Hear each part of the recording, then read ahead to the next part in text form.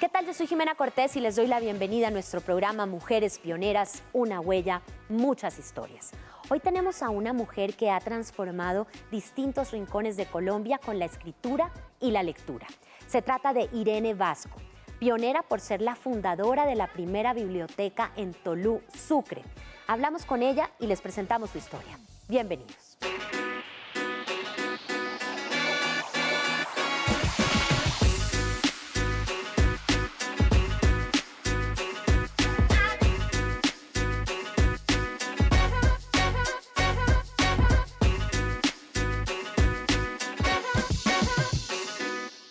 Irene, gracias por aceptar nuestra invitación, por estar aquí, porque tú eres una mujer pionera y esto más que una entrevista es un homenaje para todo lo que tú has logrado. Te agradezco mucho, estoy muy contenta. Desde niña estuve en estudios de televisión acompañando a mi mamá y aquí me siento como en casa. Claro que todo ha cambiado un poco tecnológicamente, pero me da mucho placer y gracias por esta invitación. Por supuesto, y es que todo eso es lo que queremos entender, cuál ha sido tu recorrido, pero yo primero te quiero hacer la pregunta de rigor. ¿Tú por qué eres pionera? Bueno, yo creo que realmente lo único que yo siento que para mí ha sido muy importante es la creación de la nada de una biblioteca que ahora hace parte de la Red Nacional de Bibliotecas de Colombia. Empezamos contando ya ese logro, como lo dices tú, esa acción tan importante que te hace una mujer pionera, pero yo estoy segura que esto es resultado de muchos años, de mucho trabajo y de todo lo que ha sido tu historia. Entonces quiero comenzar desde el comienzo, que nos cuentes un poquito. ¿Cómo fueron tus años de infancia? Hablaste ahorita de tu mamá, tú naciste aquí en Bogotá. Cuéntanos de tu familia, quién eran tus padres, hermanos, ¿cómo te criaste? Bueno, yo agradezco a mis padres y a mis abuelos porque vengo de una familia lectora y mi madre era artista, era brasileña y yo nací aquí en Bogotá en el 52. Ella estaba recién llegada, casada con mi papá y apenas instalándose cuando yo nací. Y la Televisora Nacional de Colombia nació en el 54. Y desde muy recién creada, a mi mamá la invitaban a hacer programas de televisión para niños. Sí.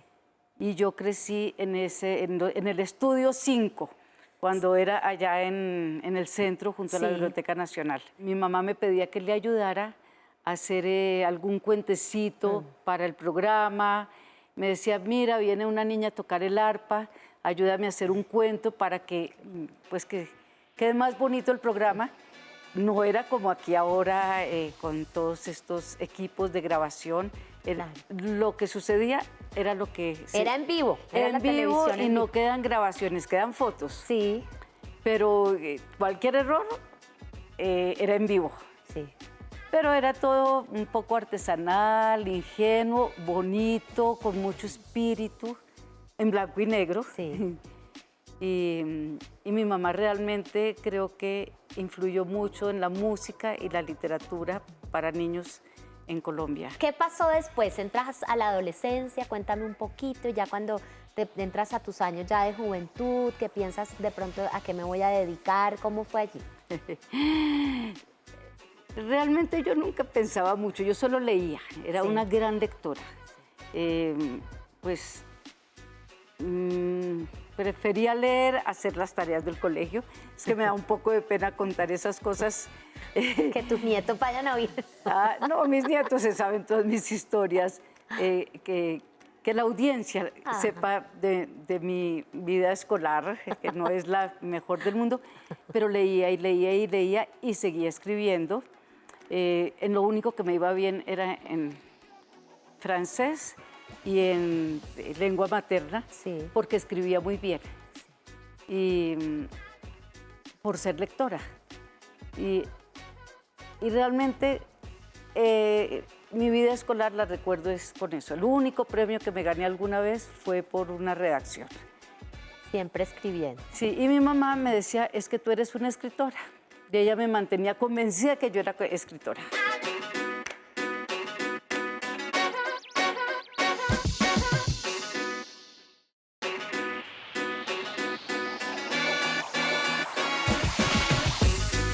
¿Qué momento tú haces contacto, digamos, más profesional con la escritura?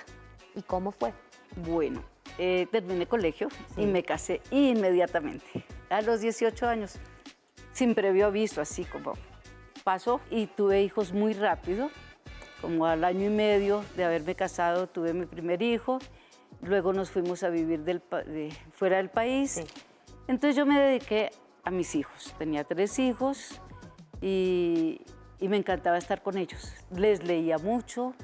Les contaba, les inventaba cuentos, hacía también cosas de creación con ellos, pero como mamá que también regañaba y que castigaba y que todo lo que debía ser una buena mamá.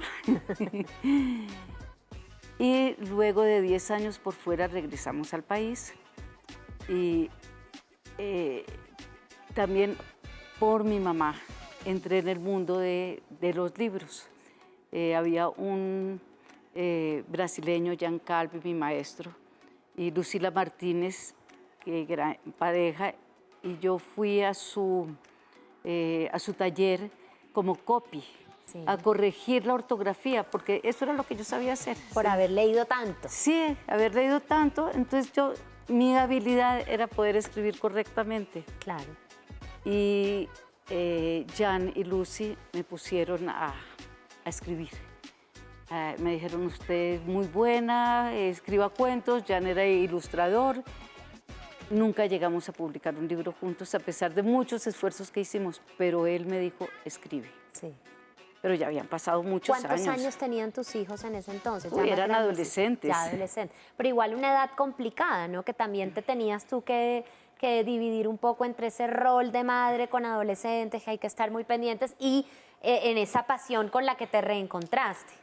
Sí, pero también fue como salir un poco de ese círculo Claro. en que las madres nos volvemos muy absorbentes y muy ahí controladoras y todo eso. Creo que para mis hijos fue bueno que yo no estuviera tan encima de ellos porque eran mi único trabajo. Claro.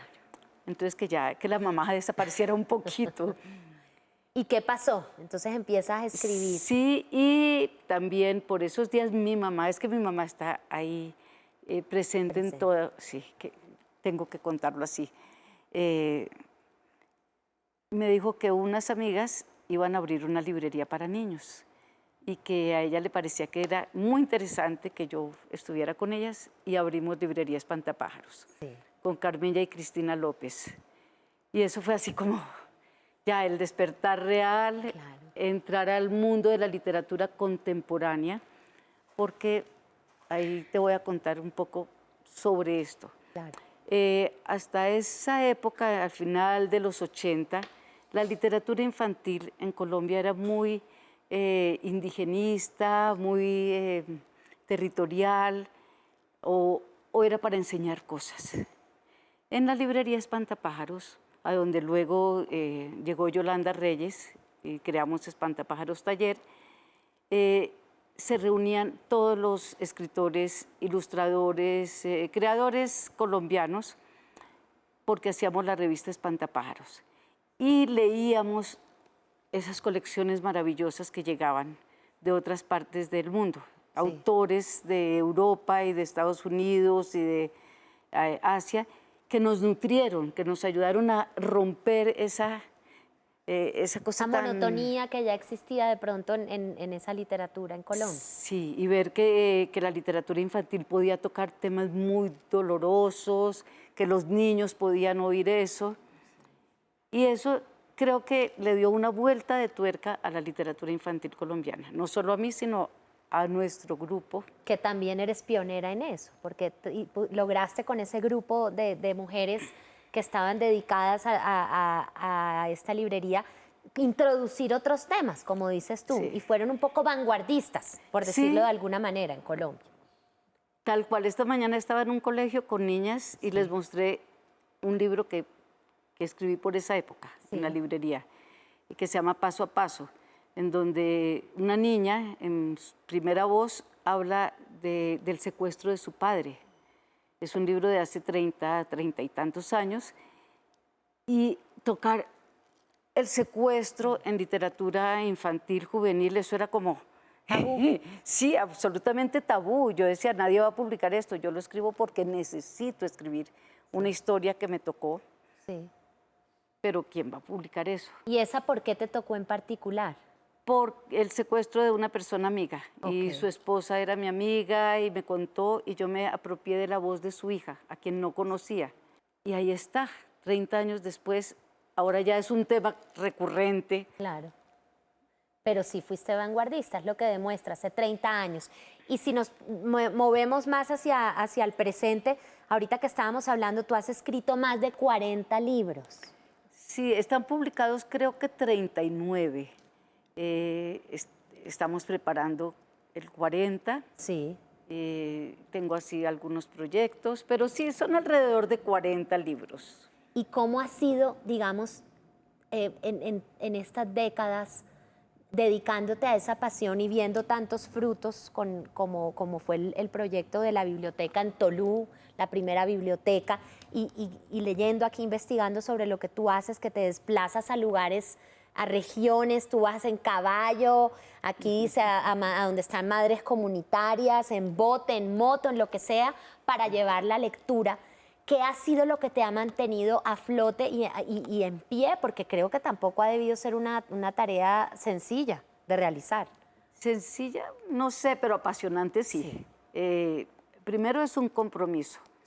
Un país que necesita madurar y convertirse en lector para que realmente haya algún día democracia, que toda la gente pueda leer y escribir y participar con todas sus herramientas en sus decisiones, pues somos muchos los que tenemos que apoyar ese proceso.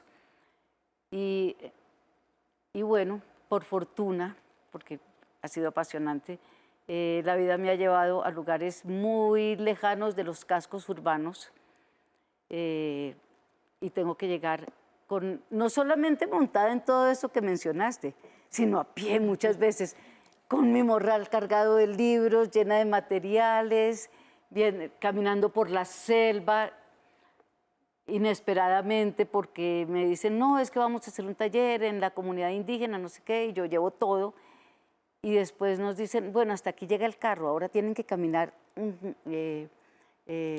una hora por la selva, pónganse las botas pantaneras, y nosotros ni idea de botas pantaneras, ni de agua, ni de nada, porque no sabíamos a dónde íbamos. Claro. Pero llegamos, y llegamos con los libros, y llegamos con la lectura. Hay situaciones muy difíciles que me hacen a mí dudar muchas veces de qué es lo que estoy haciendo, de qué es lo que hacemos, porque es que somos muchos. Que llegamos, por ejemplo, a territorios indígenas donde la lengua castellana no se habla y tenemos que entregar colecciones de libros en español y la comunicación, pues, es difícil, se sí, es sin dificulta. palabras, hay que reinventar, como se dice últimamente, Sí. toda esta comunicación para que esos libros queden instalados, queden vivos, para que se vuelvan a abrir cuando nos vayamos, que no se queden en la caja ya guardados o sirvan para prender el fuego esa noche. Para que ese mensaje llegue. Exacto. Y libros que llegan por primera vez a esas comunidades, que los niños tocan con avidez, que los adultos miran con miedo, pero que las palabras inventadas, yo las llamo palabras mágicas porque no son en ninguna lengua, Trasciende. sí, despierten, nos comuniquen y sobre todo despierten las páginas de los libros. De los libros, claro, que el libro cobra vida cuando ya hay un lector que lo tiene y que lo puede apreciar, qué lindo eso. Y te quería preguntar precisamente que de esas dos pasiones tan fuertes que veo en ti, ¿cuál es más sublime o será que las dos? Cuando estás sentada en tu proceso de tu libro o cuando vas a visitar regiones y a llevar los libros a tantas personas en el país? ¿En dónde disfrutas más o si es por igual? O en donde sufro más. ¿O en dónde sufres más? No, yo no suelo sufrir, por fortuna. Eh, yo tengo que combinar todo. Yo no Sí. puedo desligar un trabajo del otro. Cuando escribo ficción, Sí. yo necesito haber sentido algo, haber oído algo, que algo haya pasado. Yo, cuando tengo encuentros con los niños, digo, es que yo no tengo imaginación. Y esa cosa de la inspiración que llega y que le dicta a uno, eso para mí no existe, no sé si para otros. Sí. Yo necesito que una historia me atrape. Y normalmente son las historias de los demás. Ok. En los talleres siempre hay historias, en los viajes siempre hay historias. Y yo comienzo a oír, Claro. a tomar noticas. Te alimentas de ese espacio para llegar al otro. Exacto. En lenguaje coloquial para los niños, me copio de los demás. Y lo transformo a mi manera. Qué lindo, Sí. qué lindo. Entonces, tengo que nutrir toda esa parte de, digamos, de ficción, de narrativa, con las historias de los demás. Sí. Ahora, hay la otra vertiente, que son los libros informativos, que son los de Historia de Colombia, que son las expediciones, que son guías de lectura, y esos sí son de investigar, de agarrar mi cuaderno, ir llenando páginas y páginas de noticas sacadas de internet, de otros libros, de recuerdos de mis lecturas. Entonces son dos procesos muy distintos y en eso soy muy ordenada y entrego a tiempo y eso que lo digan mis editores. Sí. Un trabajo como de construcción. Los de ficción pueden demorarse 10 años, dando vueltas en la cabeza. Ese personaje que vi ahí, esa niña delincuente que estaba en esa situación de rehabilitación, no sé qué le pasó, quién es. Es que no se me borra de la cabeza, pero no tengo su historia, porque a uno no le cuentan las historias. Sí. Pero yo tengo que contar sobre ella. Y puedo durar 10 años hasta que sale una historia. Maravilloso. ¿Cuál ha sido el libro que más te ha tardado? Aquí hay unos títulos importantes: Conjuros y Sortilegios, Expedición Macondo, Letras al Carbón, La Joven Maestra y La Gran Serpiente. Nombré algunos de los que más te llegan al corazón y por qué. Bueno, Conjuros y Sortilegios es de los más antiguos. Aquí lo tengo. Y Déjame verlo. es con el que más me he divertido. No, lo quiero mucho, pero no tengo que decir que es el que más me gusta ni nada, pero siempre voy con mi libro y mi varita mágica. bella. No pueden faltar porque en cualquier lugar o necesidad puedo hechizar, puedo convertir a una amiga en rana. Sí, cuidado. Y siempre me saca de apuros. Qué bonito. Cuando ya no puedo con un grupo, cuando... Para la atención, ahí está, ahí la está. varita mágica. La magia siempre, siempre funciona, es infalible. Sí. Entonces, ese es infaltable. Y los que estabas mencionando, Letras al Carbón y La Joven Maestra y La Gran Serpiente, Sí. que están publicados en España, que han sido traducidos a francés, a portugués, a inglés, Qué bello. que han ganado premios internacionales que me llenan de orgullo. Claro. Hablan sobre los procesos de lectura en Colombia. Letras al Carbón nació ahí en la Biblioteca La Alegría, al lado de mi casa, y a donde nadie sabía leer cuando yo llegué allá, solamente Carmen Antonia sabía leer. Pero es que es así el país, ha sido un proceso de transformación que yo he visto de primera mano. Un país a donde no había libros, no llegaban sino a las ciudades, y que poquito a poquito comenzaron a atravesar ríos, montañas, lagunas, selvas, y por fin en cualquier lugar de Colombia, en cualquier hogar comunitario, por más lejos que esté, y los he visitado, Sí. hay algo de libros. ya no se puede decir que no hay ni un solo libro, que no, pues todavía quedarán algunos rincones del país, pero muy poquitos. Y en estos libros yo cuento un poco todo ese proceso.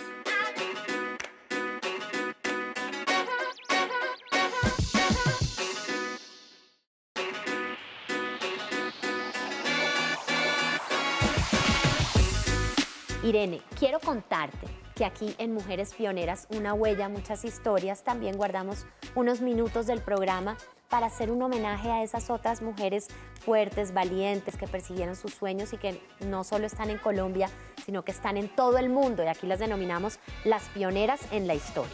Y te voy a contar quién es la pionera en la historia de hoy. Te voy a leer un poquito de ella y tú me das tu opinión. Se trata de Martha Coston, inventora y empresaria estadounidense, conocida por su invención de la bengala Coston, un dispositivo de señalización en el mar, tanto en Norteamérica como en Europa. Las bengalas fueron utilizadas inicialmente con fines militares y posteriormente como salvamento marítimo. ¿Qué opinas de Martha Coston? Yo no sabía eso, pero mi admiración. Yo estuve viviendo algunos años, hace poco, a la orilla del mar. Sí. Y ahí donde está la alegría, Sí. Que es zona rural, y con frecuencia nos quedábamos sin luz durante mucho, mucho tiempo. Una bengala como la de esta gran inventora nos habría servido muchísimo. Qué lindo. Ahí ya chiquitico compusiste una historia. Qué belleza. Qué lindo. Irene, antes de despedirnos, te quiero hacer una pregunta. Siempre me gusta terminar nuestro espacio de entrevistas con la pionera, que tengamos invitada con algo de inspiración para los demás. Ya además de haber conocido tu historia y dejarnos inspirar por ella, te quiero hablar de esa parte puntual en donde tú empezaste a despertarte hasta conseguir tu sueño, y fue cuando tus hijos ya eran adolescentes. Esta es una historia de una mujer que ya estaba en su edad más madura, digamos, Sí, por decirlo de alguna forma, que aún así lo logró. Entonces yo quisiera que le enviaras un mensaje a esas otras mujeres que también están en esa etapa, que de pronto ya están terminando los 30, pisando los 40, y que han tenido un sueño y que lo tienen por ahí guardadito en un cajón, pero que no se han decidido y de pronto creen que ya es tarde. ¿Qué les dirías tú? Bueno, no, yo creo que mi primer libro salió entre los 35 y los 40. Sí. Es apenas el momento de arrancar, porque ya uno ha recogido, tiene madurez, tiene historias, tiene maneras de contar o de realizar otras cosas, o de cantar, o de pintar, o de inventar bengalas. Justamente es el momento. Antes es experimentar, es jugar, es ahí probar. Así que mujeres de los 35 en adelante, digamos, y en adelante, yo ya esta semana cumplo 71 y me siento apenas arrancando. Perfecto. Qué linda. Gracias, Irene. Yo te quiero dar las gracias de corazón por aceptar esta invitación, por estar aquí, por hacer parte de este espacio, porque tú eres una mujer pionera. Muchísimas gracias por tu invitación y, bueno, gracias por decirme pionera. Porque lo eres. Con esta felicidad y esta sonrisa nos despedimos también de nuestros televidentes de Canal Institucional, que nos ven cada viernes a las 8 de la noche. Por supuesto, también de todos los que nos escuchan por nuestra versión podcast en la página de Radio Nacional de Colombia, y también un saludo a los que nos ven a través del Facebook de RTVC. Mi nombre es Jimena Cortés. Esto es Mujeres Pioneras, una huella, muchas historias. Recuerden, tenemos una cita la próxima semana con otra gran pionera. Hasta pronto.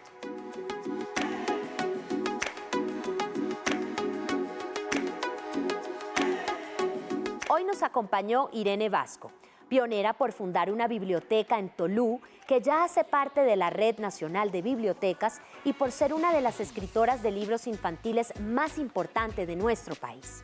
Ella ha escrito infinidad de libros con editoriales no solo de Colombia, sino de países como España, Brasil y México. El tiempo libre lo dedica a cocinar y a pasear a sus nietos.